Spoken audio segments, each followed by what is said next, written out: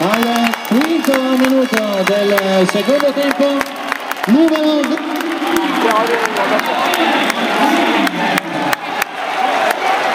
Treviso 1, Grosseto 1. Sta fermo! Fermo! Gol!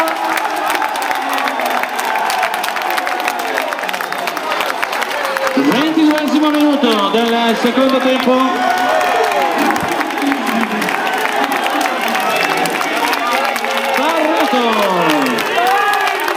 Treviso 2, Grosseto 1.